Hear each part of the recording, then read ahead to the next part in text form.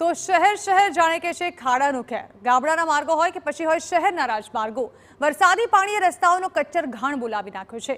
ત્યારે વડોદરાથી statue of યુનિટીને જોડતા માર્ગ પર સર્જાયું છે ખાડાનું સામ્રાજ્ય।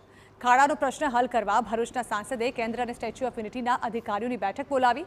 જો કે તંત્ર જ ખાડે ગયું હોય તેમ બેઠકમાં અધિકારીઓ હાજર જ ન રહ્યા। અધિકારીઓની ગેરહાજરી સાંસદને ખૂંચી અને હવે આ મુદ્દે સાંસદ ભારત સરકારને ફરિયાદ કરવાની વાત કરી રહ્યા છે।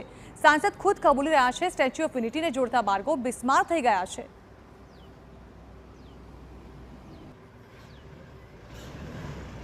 નેશનલ હાઈવે મારે સ્પષ્ટ કહેવું છે કે જેટલું ધ્યાન આપવું જોઈએ તેટલું નથી આપતા। એ સમજી બેઠા છે કે અમે ભારત સરકારના છે, પણ એમાં હું ભારત સરકારના જે વિભાગના લાગતા હશે એને હું સીધો પત્ર લખવાનો છે। નેશનલ હાઈવે ઉપરાંત બીજા રેલવેના પણ અધિકારી આજે નથી આવ્યા, કારણ કે નર્મદા જિલ્લાને લગતા રેલવેના પણ ઘણા પ્રશ્નો હોય છે। તો આજે ભારત સરકાર સાથે જોડાયેલી જે ઓફિસો છે એના અધિકારીઓ આજે ગેરહાજર હતા। એમના બહુ મોટા પ્રશ્નો છે। તો સ્ટેચ્યુ ઓફ યુનિટી જવાનો માર્ગ જાણે કે સ્વર્ગનો માર્ગ હોય તેવો ઘાટ સર્જાયો છે। આ હાઈવે પર એટલા બધા ખાડા છે કે લોકોના મરી જાય છે મોતિયા। સાંભળો શું કહી રહ્યા છે વાહન ચાલકો।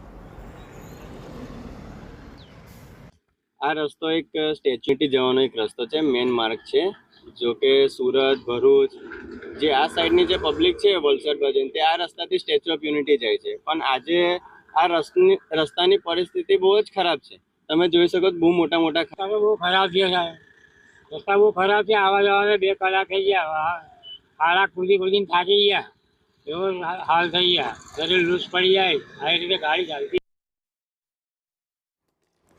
તો આ ઘટના પર એ બાબત તો સ્પષ્ટ છે કે જો અધિકારીઓ સાંસદને જ ન ગણકારતા હોય તો પ્રજાની તો શું સાંભળતા હશે।